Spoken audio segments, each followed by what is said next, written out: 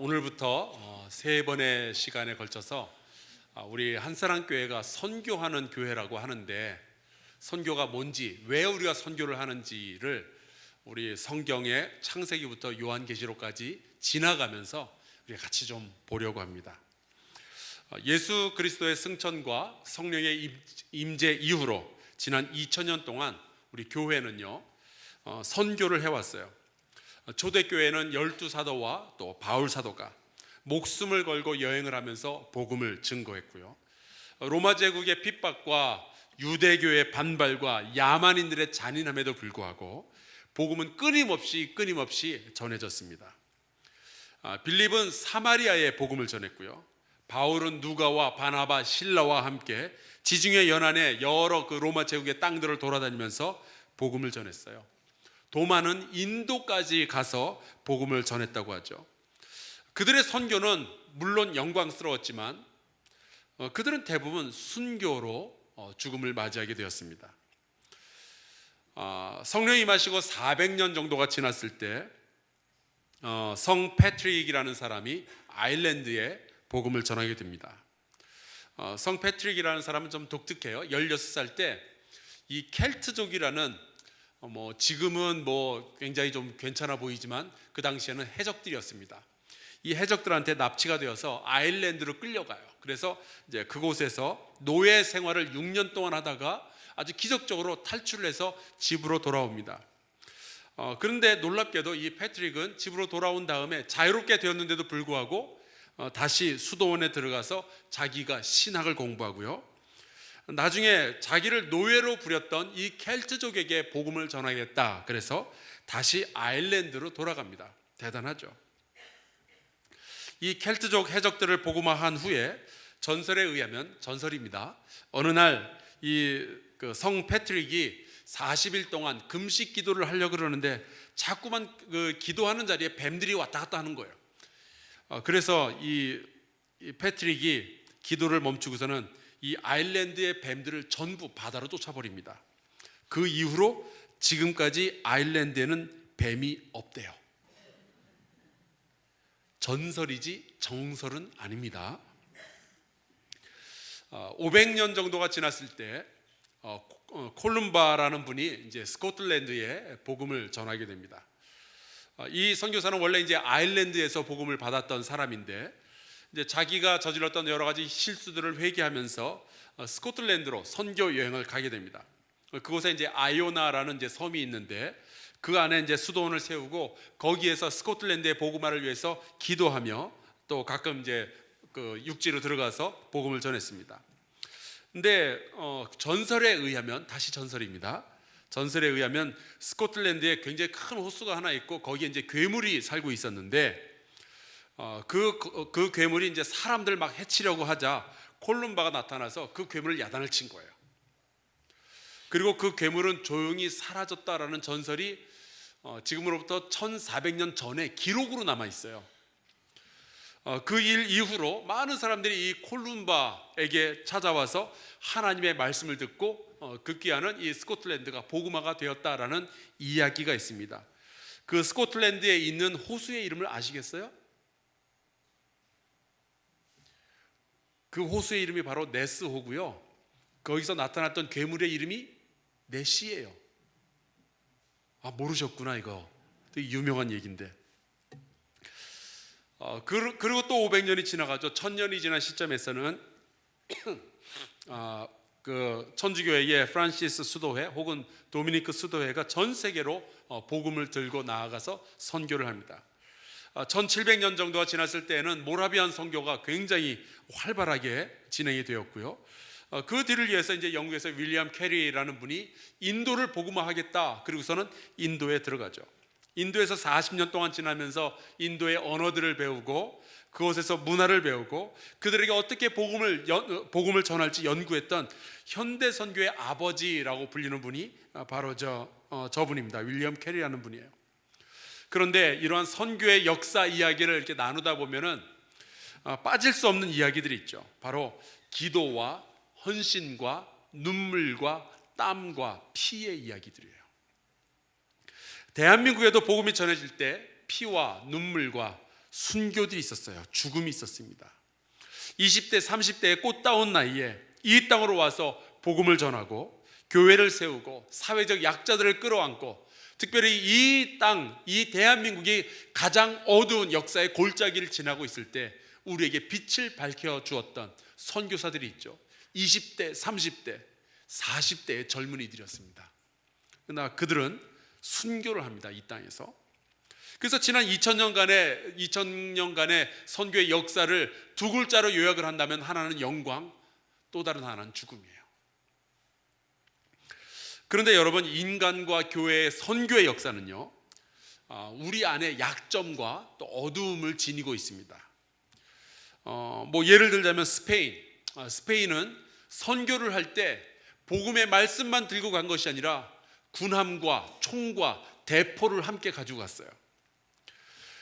스페인의 도미니칸 수도회 수도사들 중에 하나였던 바톨로메 데 라스 카사스라는 사람이 있어요. 이 사람은 16세기에 자기 아버지랑 같이 콜럼버스가 타는 그 배에 같이 타고 전 세계를 여행을 했던 사람입니다.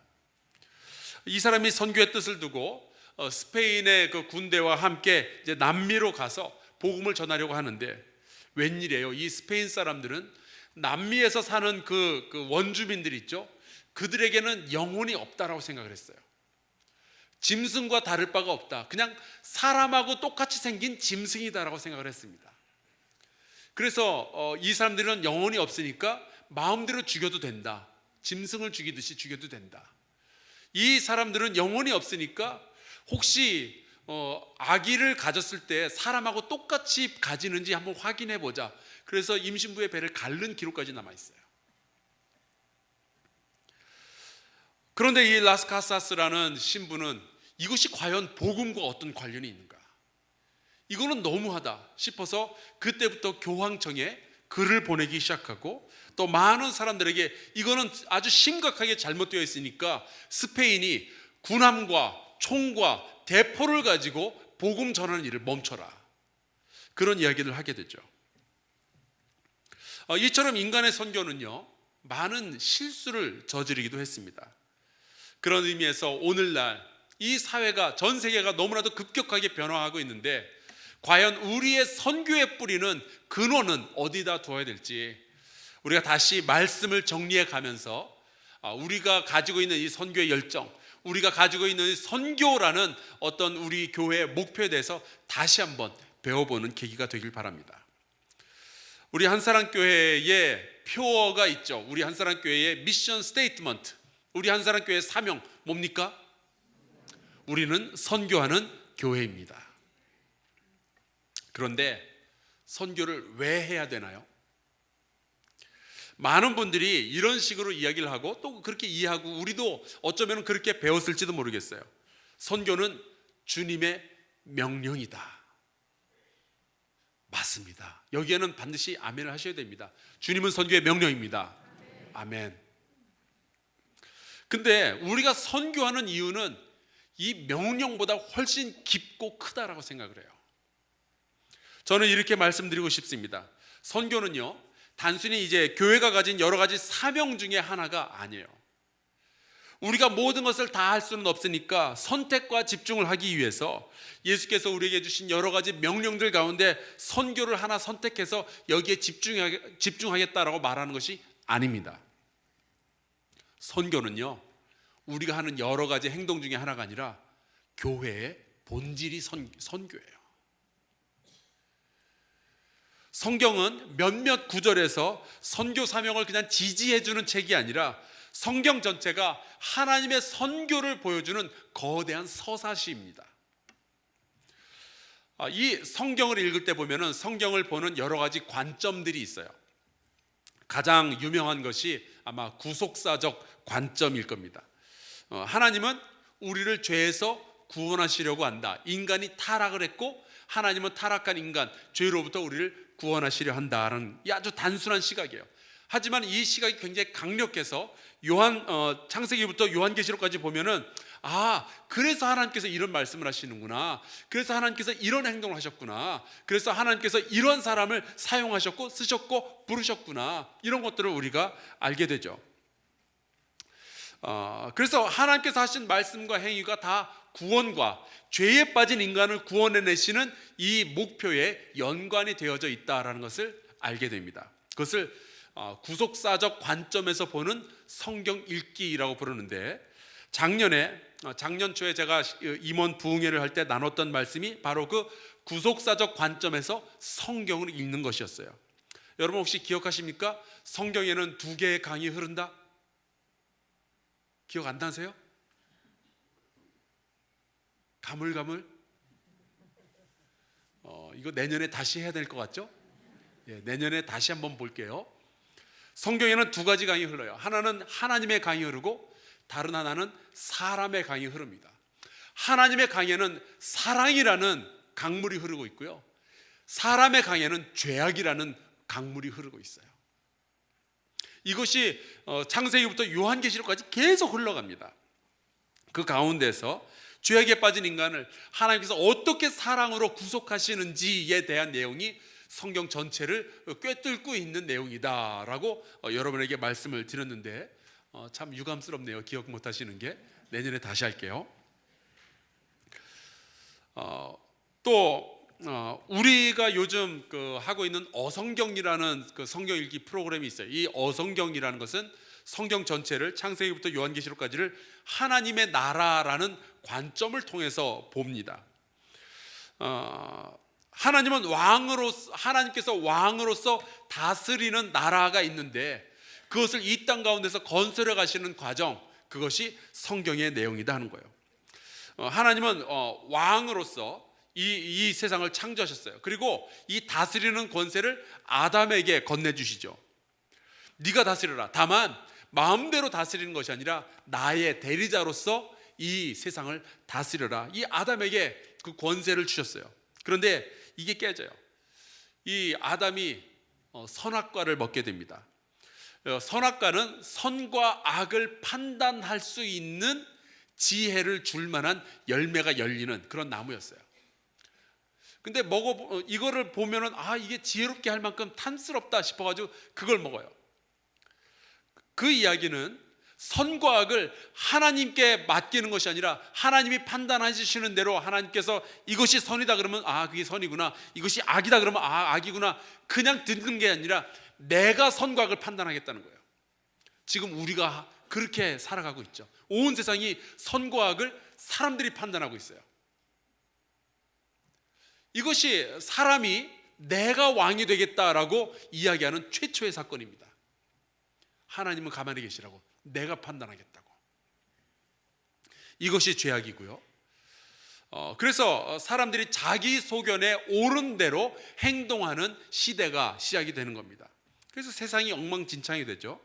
그래서 하나님은 다시 이 하나님의 통치가 이 땅 가운데 시작되도록 하기 위해서 왕을 내시고 선지자들을 내시고 결국 예수 그리스도를 보내주신 거예요.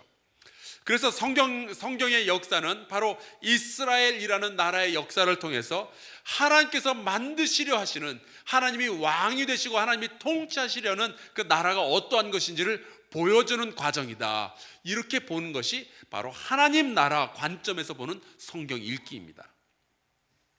신약에 왔을 때 예수께서 하나님의 나라에 대한 이야기를 참 많이 하셨어요. 이유가 있어요. 예수님도, 예수님의 제자들도, 바울도 그냥 복음이 아니라 하나님 나라의 복음을 전한 이유가 있어요. 그러니까 하나님의 나라라는 것은 거기가 어디예요? 그러는 것이 아니라 하나님께서 통치하시는 곳, 하나님께서 통치하시는 시간과 개인과 장소와 공동체는 전부 하나님의 나라인데, 하나님은 그 나라의 회복을 위하여 일하시는 것이 이 성경의 내용이다라는 거죠. 성경을 읽는 또 다른 관점이 있습니다. 성경을 기독론적으로 보는 거예요. 기독, 이것은 예수 그리스도를 뜻하는 거죠. 성경을 그리스도의 관점에서 바라보는 겁니다. 창세기부터 요한계시록까지 전부 읽어보면은 성경은 예수 그리스도를 예표하거나 그분을 증거하는 거구나, 그것을 우리가 알게 된다 하는 거죠. 창세기에서 나오는 그 여자의 후손이 뱀의 머리를 밟는다, 이 구절은 예수 그리스도를 빼놓고서는 이해하기가 참 어려운 구절이에요. 그렇지 않아요? 아담과 하와가 에덴에서 쫓겨날 때 다른 옷들도 많을 텐데 왜 하필이면 하나님께서는 가죽 옷을 해 입히셨을까? 벌써 여기에서부터 예수 그리스도의 희생 없이는 생명이 없다라는 것을 보여주는 이야기죠. 그리스도가 빠지고 나면 참 해석하기가 어려운 구절들이 굉장히 많이 있어요. 이거를 잘 했던 사람이 사도 바울입니다. 로마서 15장 14절에 보면은 이런 말씀이 나와 있어요. 그러나 아담으로부터 모세까지 아담의 범죄와 같은 죄를 짓지 아니한 자들까지도 사망이 왕노릇하였나니 아담은 오실자의 모형이라. 오실자가 누구예요? 예수 그리스도예요. 벌써 아담만 봐도 예수 그리스도가 보인다라는 뜻이에요. 성경의 많은 내용들을 보면 볼수록 그리스도에 관련된 이야기들이 많이 있구나. 고린도전서 15장 22절에 보면은 이런 말씀이 나와요. 아담 안에서 모든 사람이 죽은 것 같이 그리스도 안에서 모든 사람이 삶을 얻으리라.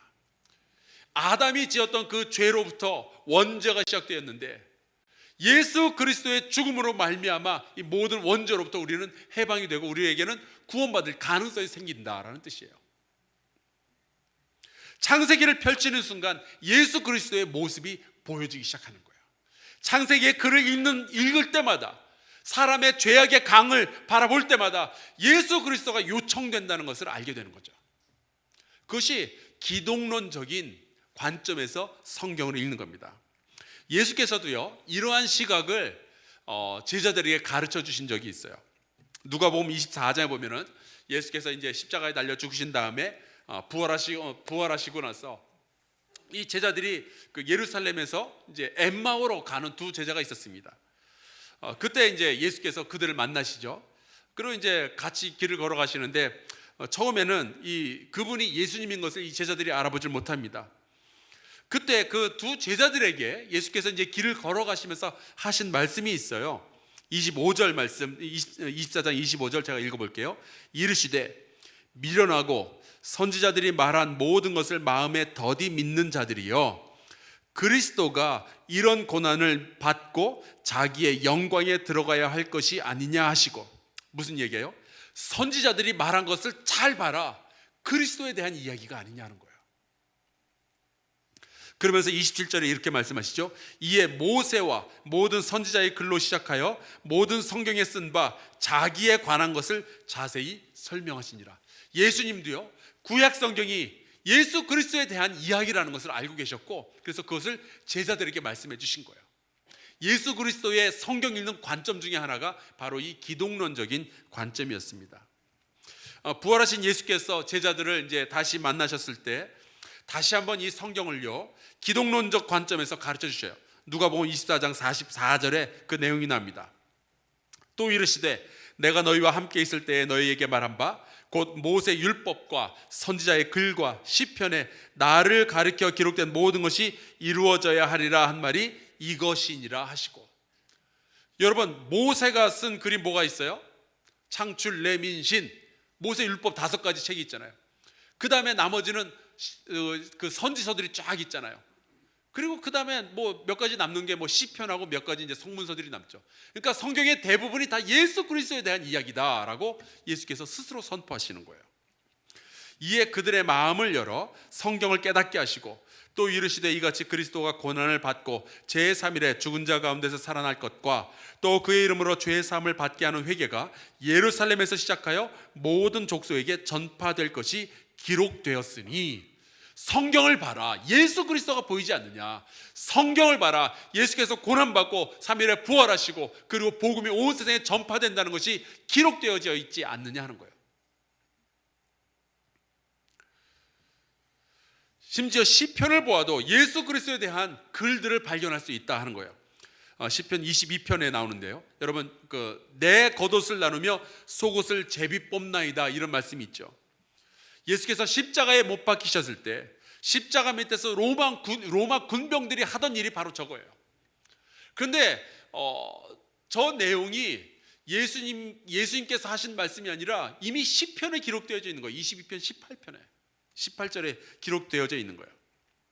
그러니까 성경을요, 이런 관점을 통해서 읽을 수가 있습니다. 구속사적인 관점을 통해서, 하나님의 나라를 세워가는 과정이라는 관점을 통해서, 예수 그리스도를 설명하기 위한 책이라는 관점에서 성경을 읽을 수가 있어요. 그렇다면 성경을 만약에 하나님의 선교의 역사라는 관점에서 보게 된다면 우리는 이 성경에서 무엇을 배울 수 있을까? 저는 이 강의를 통해서 바로 그 부분을 여러분하고 같이 나누고 싶은 거예요. 이 강의는요, 우리가 하는 신앙생활의 본질, 교회의 본질, 그리고 우리 선교의 본질에 대한 말씀입니다. 우리는 선교에 대해서 무엇을 믿고 있는가? 그리고 우리는 왜 선교를 하는가? 제가 준비한 이 강의는 그 크리스토퍼 라이트가 쓴 The Mission of God이라는 하나님의 선교라는 제목으로 번역이 되어 있는데요. 자그마치 600페이지짜리 책입니다. 이 책을 기초로 해서 제가 준비를 했고요. 저희 20년 동안의 성경 연구와 그 묵상했던 것, 제 목회적 관점이 같이 녹아 있어요. 제가 먼저 여러분에게 말씀드릴 것은, 제가 그동안 한사람교회 벌써 8년 차가 됐는데 그동안 했던 제가 했던 모든 강의 중에서 최고 난이도, 요번이 불수능? 요번에 그 수능이 되게 어려워서 불수능이라고 그랬죠. 요번에 불강의입니다. 진짜 어려울 거예요. 그러니까 여러분 잘 따라오시기 바랍니다. 한순간 깜빡 졸면은 그 다음부터는 아무것도 몰라요. 자, 여기까지는 잠깐 조셔도 괜찮지만 지금부터는 안 되니까 눈 부릅뜨시고 옆에 사람 졸면은 꼬집어 주시고 그렇게 하셔야 돼요. 자, 옆에 사람 한번 눈 좀 봐주시겠어요? 눈에 힘이 풀렸거나 그러면은 괜찮아요? 진행해도 되겠습니까? 예, 계속 갈게요. 뭐 그렇다고 못 알아들을 정도로 어려우냐? 아닙니다. 여러분에게 진짜 이 강의가 어렵게 들린다면 제가 공부를 조금밖에 안 한 거고, 여러분이 되게 쉽게 강의를 들었다 그러면 제가 공부를 많이 해서 준비한 거예요. 그렇지 않아요? 예. 마음 문 열고 잘 따라오시면 좋겠습니다. 먼저 우리의 선교가 무엇인지 정의를 내리고 시작하겠습니다. 우리의 선교는 우리가 하나님의 백성으로서 하나님의 부르심과 명령에 따라 하나님 자신의 역사 안에서 하나님의 피조물의 구속을 위해 헌신적으로 참여하는 것입니다. 근데 너무 어렵죠? 시작부터 너무 이러면 안 되죠. 그래서 제가 깔끔하고 쉽게 정리하겠습니다. 우리의 선교란 하나님의 선교에 참여하는 겁니다. 좀 쉬워졌어요? 예. 근데 혹시 오해가 있을지 모르니까 한 번 더 확인할게요. 여러분, 우리의 선교에 하나님이 참여하시는 게 아니라 하나님의 선교에 우리가 참여하는 거예요. 이 부분은 분명히 좀 하고 넘어갔으면 좋겠어요. 주도권을 누가 쥐고 있느냐? 하나님이 쥐고 계시는 거예요. 하나님이 시작하시고 하나님께서 진행하시고 하나님께서 끝내실 거예요. 그 과정에 우리 한사람교회가 참여하고 있는 겁니다. 자, 그렇다면 중요한 것은 무엇이냐? 하나님의 선교가 도대체 뭐냐 하는 거예요. 하나님이 도대체 어떻게 선교를 하시느냐 하는 거죠. 자, 우리가 이 교회의 선교에 대해서 말씀을 나눌 때 단골로 등장하는 성경 구절이 있습니다. 마태복음 28장 19절 20절.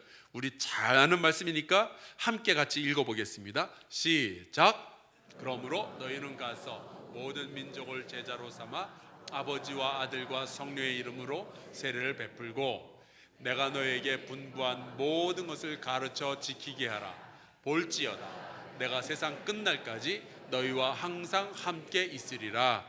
아멘. 이게 소위 말하는 The Great Commission, 대위 임령, 대위 명령, 그렇게 부르는 이야기입니다. 정말 중요한 말씀이에요. 그런데 저 한 구절에 우리 교회의 모든 활동이 우리 교회의 과거와 현재와 미래가 전부 달려있다 그러면 좀 어려움을 느끼게 돼요. 아니, 성경에 중요한 말씀이 얼마나 많이 있는데 성경에 중요한 구절이 얼마나 많이 있는데 어떻게 저 한 구절에 우리 교회의 모든 운명을 걸 수가 있냐고요. 하나님을 전심으로 사랑하고 내 이웃을 내 몸과 같이 사랑하라. 중요한 말씀이 얼마나 많이 있어요. 그런데 마태복음 28장에 나오는 이 말씀 하나 가지고 선교가 교회의 전부라느니 한사람 교회는 선교하는 교회라느니 그런 말을 어떻게 해요? 그렇게 되면은 이 어떤 그 신학적인 토대가 너무 약하잖아요. 저는 이 마태복음 28장 19절에서 20절의 말씀도 중요하지만 그 말씀이 있기 이전에 하나님과 예수 그리스도의 모든 말씀과 활동이 선교였었다라는 말씀을 여러분에게 지금 드리고 싶은 거예요. 우리가 하고 있는 이 선교라는 활동은요, 이 마태복음 28장에 있는 한 구절에 매달려 있는 것이 아니라 성경 전체에 드러나고 있는 하나님의 성품에 근거하고 있다라는 것을 말씀드리는 거예요. 우리는 전통적으로 이제 이 성경의 그 성경 중에서 한 몇몇 구절이 선교에 대해서 이야기하니까 그냥 우리가 선교의 사명을 감당하고 있구나. 그 성경이 명령하는 대로 우리가 순종하는 거구나 생각을 해왔어요. 근데 우리가 성경을 깊이 읽다 보면요, 하나님의 위대한 선교를 이루어가는 과정 속에서 성경이 쓰여진 것이지 성경의 몇몇 구절이 선교하라고 명령한 것이 아니다라는 것을 알게 돼요. 만약에 제가 이런 질문을 던진다면, 여러분, 성경이 큽니까? 선교가 큽니까?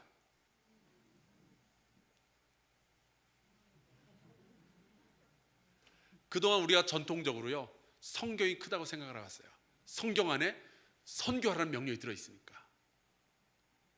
그러나 여러분, 하나님의 선교라는 입장에서 보면은 하나님께서 모든 백성을 구원하시고 하나님께서 모든 백성의 왕이 되시는 과정 속에서 성경 말씀이 탄생했다는 것들도 우리가 알게 되죠. 이 두 가지 관점 다 우리 놓칠 수는 없어요. 그래서 이런 말이 있습니다. 성경의 글들은 하나님의 궁극적 선교의 산물이며 증거입니다. 하나님이 선교하시는 하나님이라는 것을 성경이 보여주고 있다라는 이야기예요. 그래서 우리가 하나님은 선교하는 하나님이다라는 이 관점을 가지고 성경을 읽게 되면은 하나님이 왜 이곳에서 이런 말씀하셨는지, 왜 하나님께서 이런 곳에서는 저런 행동을 하셨는지 우리가 깨닫게 된다 하는 거죠. 자, 이제 하나님이 왜 선교하시는 하나님이 되셨는지 거기에 대해서 말씀을 드리도록 하겠습니다. 먼저 성경의 몇 구절을 좀 같이 보도록 하겠습니다. 첫 번째, 신명기 10장 14절. 제가 이 말씀을 읽을 텐데요, 4개를 읽도록 하겠습니다. 근데 여러분께서는 이 4개 구절의 공통점을 찾아내셔야 돼요. 하실 수 있죠? 네. 신명기 10장 14절. 하늘과 모든 하늘의 하늘과 땅과 그 위의 만물은 본래 내 하나님 여호와께 속한 것이로되. 자, 나왔어요. 열왕기하 19장 15절. 그룹이라는 것은 천사의 한 종류예요. 그룹들 위에 계신 이스라엘의 하나님 여호와여, 주는 천하만국의 홀로 하나님이시라. 주께서 천지를 만드셨나이다. 됐어요? 자, 다음으로 넘어갑니다. 예레미야 32장 27절. 나는 여호와여 모든 육체의 하나님이라. 내게 할 수 없는 일이 있겠느냐. 자, 시편 47편 7절. 하나님은 온 땅의 왕이심이라. 지혜의 시로 찬송할지어다. 자, 이 4구절에서 반복적으로 보이는 어떤 것들이 있어요. 뭐가 있습니까? 자, 우리 갈멜산 오셨어요? 갈멜산. 예, 갈멜산 대답해 보세요. 뭐가 보여요? 하나님이 주인이시다. 하나님이 왕이시다. 하나님이 다스리신다. 하나님께서 모든 것을 소유하신다. 그런 내용이에요. 그렇죠? 갈멜산 잘하셨습니다. 우리 갈멜산에게 박수 한번 해주죠. 훌륭하셔요. 하나님은 모든 하늘과 땅의 창조자이고 주인이시다 라는 내용이 나와요. 모든 인생의 주인은 하나님이시다라는 거예요. 그러니까 하나님은 이스라엘만의 하나님이 아니라 교회 잘 다닌 성도들만의 하나님이 아니라 우리 한사람교회 임원만의 하나님이 아니라 온 땅과 모든 민족에게 보편적으로 하나님이 되신다라는 이야기예요. 여러분, 우리가 이 몇 구절만 제가 골라서 읽었지만 이런 구절들은요 성경이 쫙 깔려 있어요. 마치 그 휴전선을 건너갈 때 지뢰를 안 밟고 넘어갈 수 없는 것처럼 우리 하나님은 모두를 창조하셨고 그들의 주인이시고 그들의 왕이시다라는 이 구절을 밟지 않고서 창세기부터 요한계시록까지 읽을 방법은 없어요. 어디에 가나 이 구절이 등장하고 있어요. 그런데 문제가 있죠. 하나님의 창조물인 모든 이 나라와 열방의 백성들이 모두가 다 그 사실을 알고 있느냐 하는 거예요.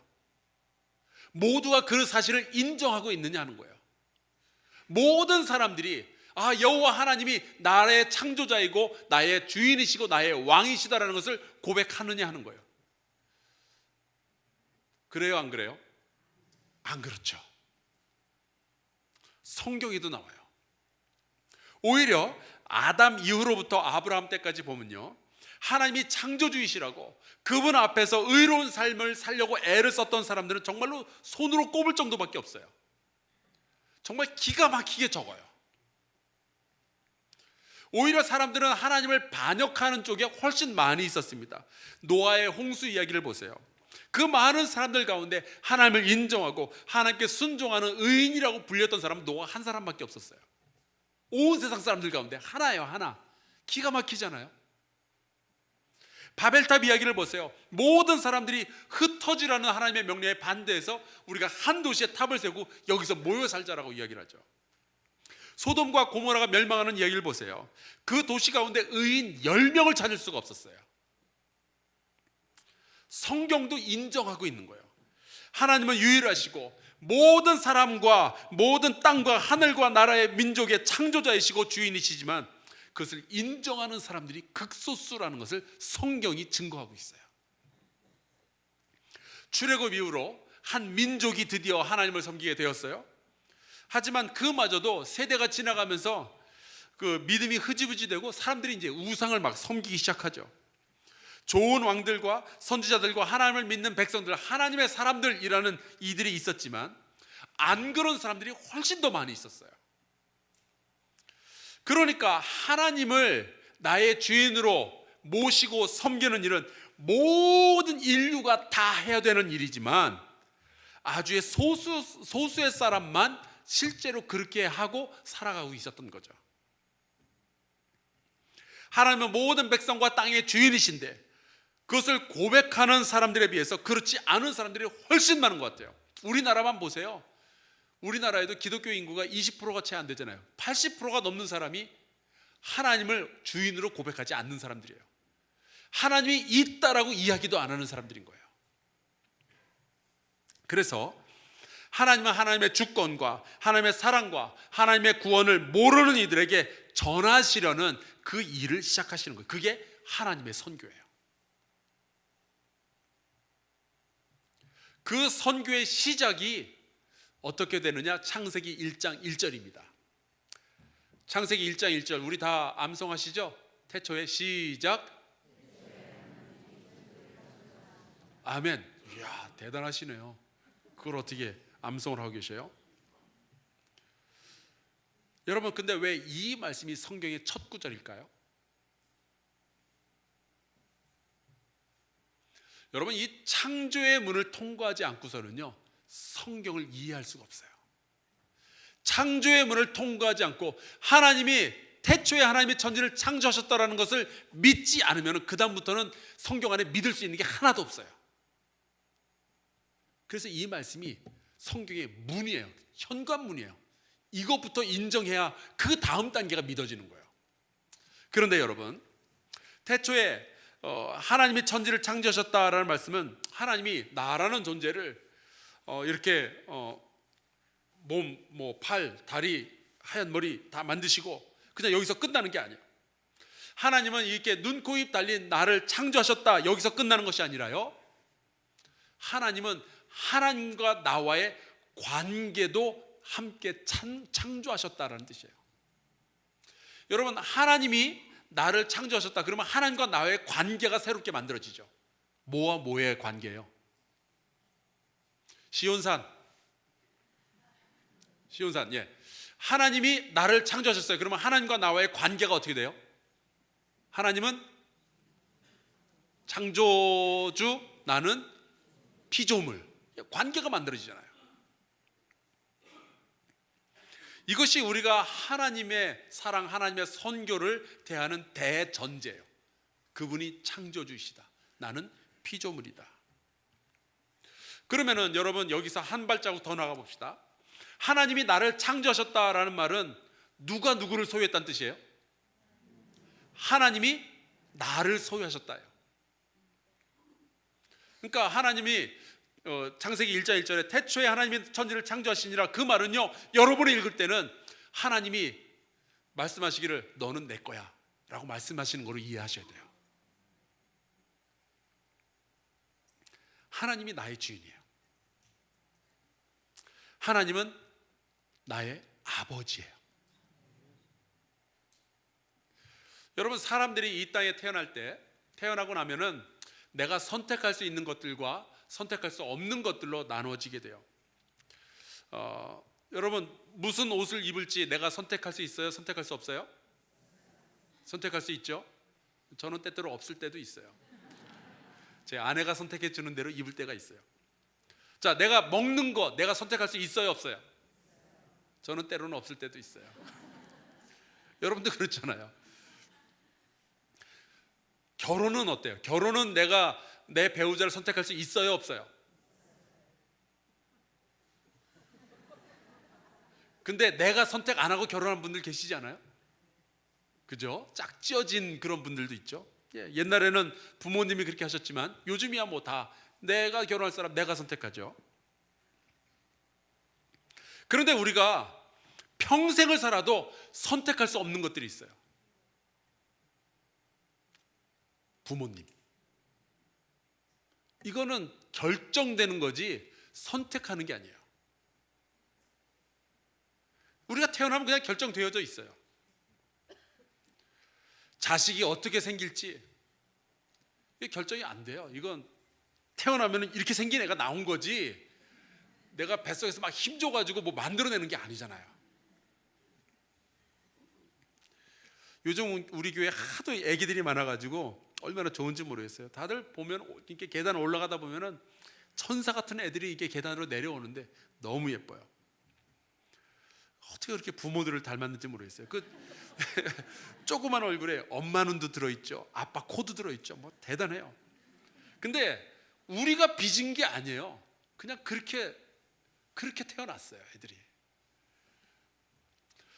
그러니까 여러분, 이런 걸 알게 되죠. 우리의 인생 가운데는 내가 선택할 수 있는 것도 있지만 절대로 내가 선택하지 못하는 것, 그냥 결정되는 것들이 있어요. 내가 믿든지 안 믿든지 그건 상관없어요. 이미 결정났으니까.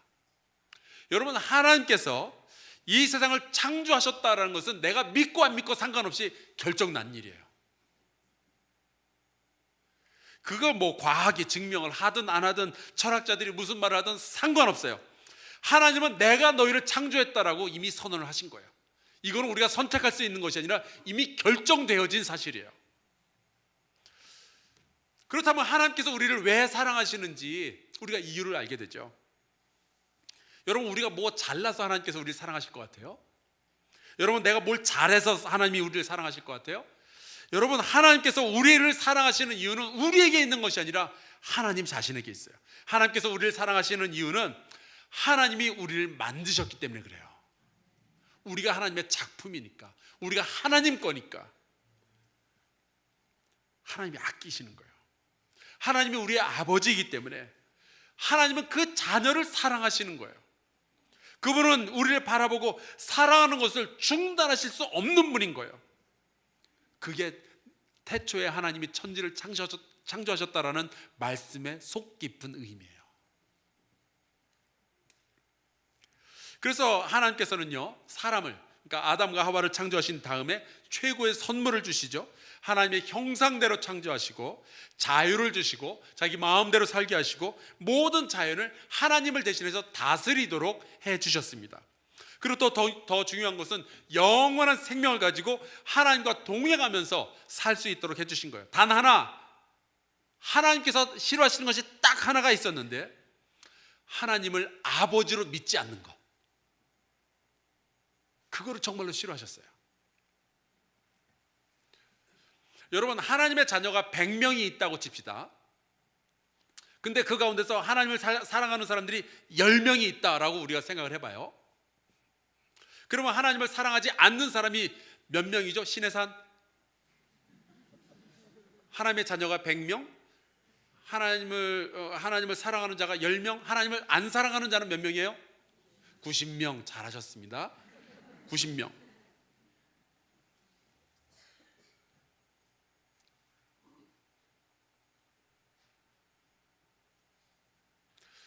그래서 아버지 하나님이 쉬실 수가 없는 거예요. 내 자식 가운데 90%가 나를 아버지로 인정 안 하는 거예요. 태초에 하나님이 천지를 창조하셨다, 이 말씀 속에서 우리는 하나님의 아픔을 볼 수 있어야 돼요.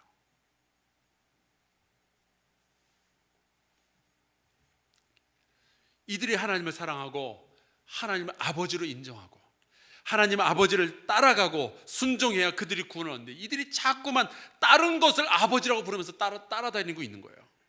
그러니까 하나님이 쉬실 수가 없는 거죠. 그래서 하나님은 말씀을 주시는 거예요. 선지자를 통해서, 왕을 통해서, 예수 그리스도를 통해서, 사도를 통해서 자꾸만 말씀을 주시는 거예요. 이 말씀 속에서 우리는 복음이라는 것을 새롭게 생각할 수밖에 없죠. 하나님은 그 하나님의 선교 속에서 늘 복음이라는 것을 통해서 사람에게 다가오셨습니다. 말씀이신 하나님은 복음을 통해서 사람들과 소통하셨어요. 복음은 쉽게 말하자면 기쁜 소식이에요. 여러분, 올해 들어와서 기쁜 소식 들어보신 분 계십니까? 기쁜 소식? 좋은 소식 있었어요? 예, 있으셨죠? 그런데 여러분, 우리에게 기쁜 소식이 있으려면 먼저 우리의 상황이 어떠해야 되나요? 기쁘지 않은 상황이 지금 있어야 어떤 소식이 우리에게 기쁘게 되겠죠.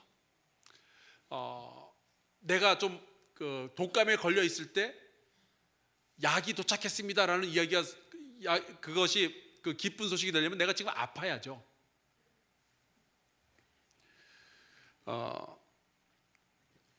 저희 성도 가운데 얼마 전에 그 아들이 검사가 된 분이 있어요. 시험 보고 막 해서 이제 법 공부해서 검사가 된 분이 있어요. 인사하겠다고 저를 찾아왔더라고요. 그 자식의 얼굴을 보는 순간 마음이 짠하더라고요. 얼마나 공부를 했을까. 근데 이 검사가 되었다, 모든 시험에 통과해서 검사가 되었다, 이 소식을 듣는 순간 그게 얼마나 기뻤을까 상상이 됐어요. 근데 그것이 좋으려면요, 그 소식을 듣는 바로 그 순간에 이 사람은 검사가 아니었어야 돼요.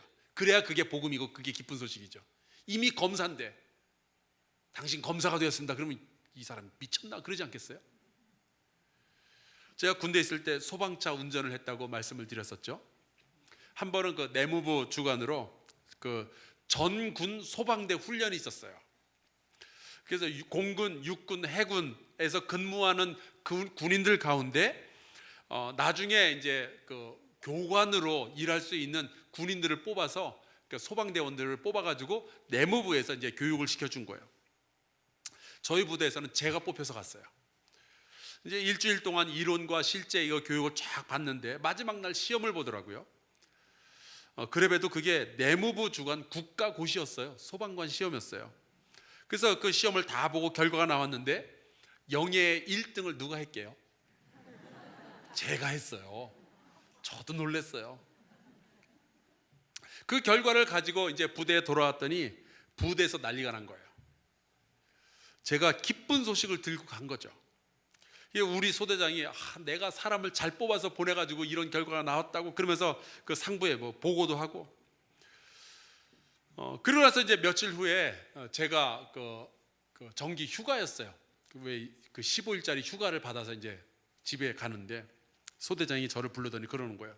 자기가 상부에 보고했으니까 집으로 올라가는 길에 저는 그때 이제 대전에 있었는데 그 서울의 용산에 있는 육군 본부에 들러서 그 본부 대장에게 표창을 받고 가라는 거예요. 그때 이제 별 하나였는데 그래서 뭐 제가 갔죠. 상 받는다는데 가야죠. 그래서 뭐 상병 황성수 뭐 이런 거 다 연습하고 악수하는 것도 다 연습하고 상 받았어요. 거기까지 너무 기쁜 소식이었어요. 그리고 저에게 포상 휴가로 자그마치 3박 4일 휴가를 더 주더라고요. 그것도 기쁜 소식이었어요.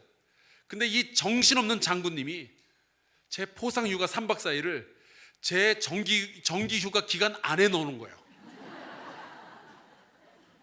난 이미 휴가인데 하루에 48시간씩 살 수 있는 것도 아니고 휴가 기간 안에 또 휴가를 주면 그건 전혀 기쁜 소식이 아니에요. 여러분, 우리에게 복음이 주어질 때 그것이 기쁜 소식이 되려면 우리가 지금 복음이 없어서 죽어가는 상황 속에 있다는 이야기예요. 그래서 하나님의 소원은요, 땅의 모든 족속이 구원을 얻고 복을 얻는 거예요. 왜 이런 소원을 가지셨느냐? 땅의 모든 족속이 하나님을 알지 못하고 땅의 모든 족속이 복을 받지 못하고 땅의 모든 족속이 멸망하는 과정 속에 있으니까 하나님께서 그 구원의 소원을 가지시는 거예요. 내 자식들이 죽어가고 있으니까 아버지가 건져내겠다라는 생각을 하시는 거죠. 그 모든 족속을 하나님이 창조하셨기 때문에, 그 모든 족속을 불쌍히 여기시며 사랑하시기 때문에 하나님을 모르는 자들은 복을 얻을 수가 없으니까. 그래서 창세기를 보면은 하나님을 알아보지 못하는 백성에게 복음, 기쁜 소식이 전해지게 되는데, 그 창세기를 바라보는 어떤 식으로 창세기를 읽으면 좋을까 여러분이 고민을 하신다면 오늘 우리가 함께 읽었던 갈라디아서 3장 8절 말씀을 다시 한번 봐야 되는데, 자, 제가 한번 다시 읽어볼 테니까 여러분께서 깊이 좀 같이 따라 읽으셨으면 좋겠어요.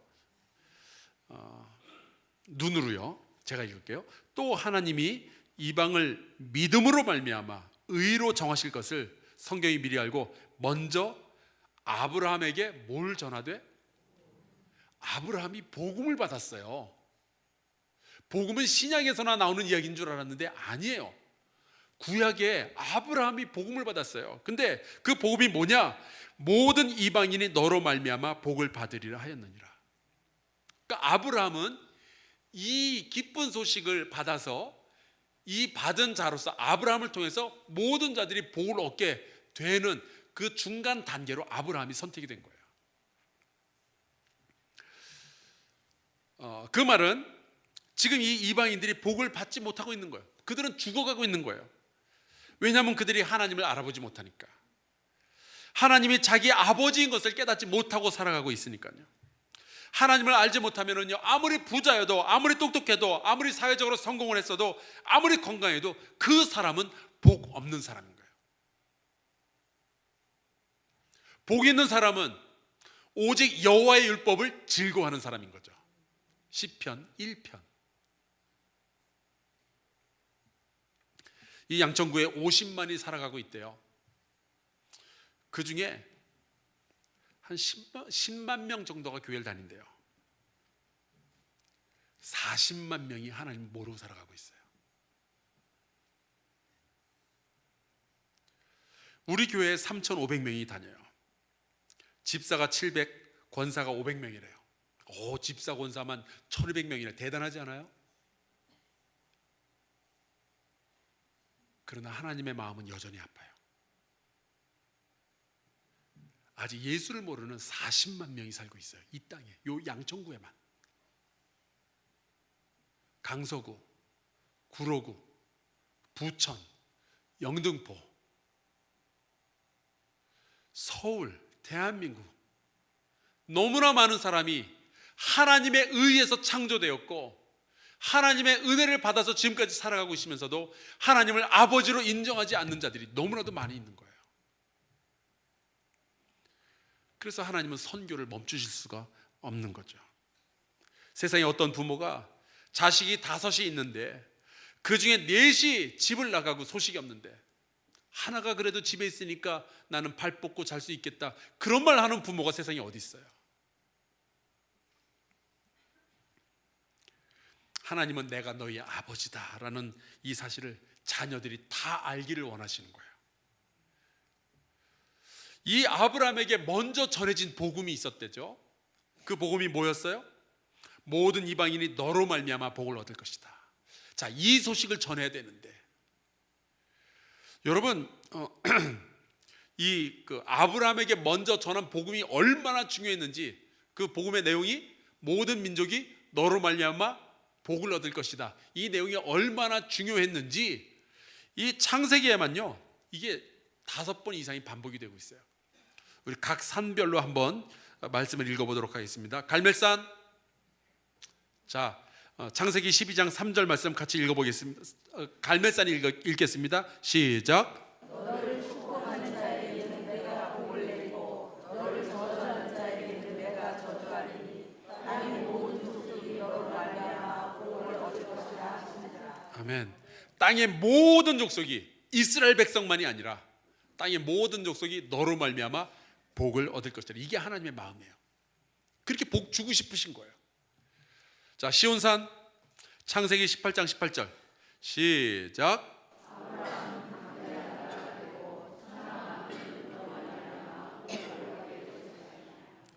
천하 만민이 그로 말미암아 복을 받게 될 것이 아니냐. 감람산 창세기 22장 18절 시작.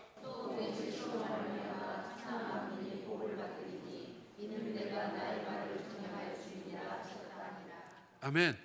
천하 만민이 복을 받으리니, 하나님의 마음이 좀 슬슬 느껴져요 이제. 신해산 창세기 26장 4절 시작.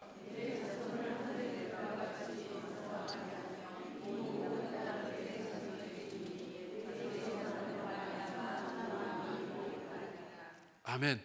누가 복을 받아요? 천하 만민이. 이스라엘 사람만이 아니라고요. 교회 다니는 사람만이 아니라고요. 천하 만민이 복을 받는 게 아버지의 마음이에요. 자, 호렙산 창세기 28장 14절 시작.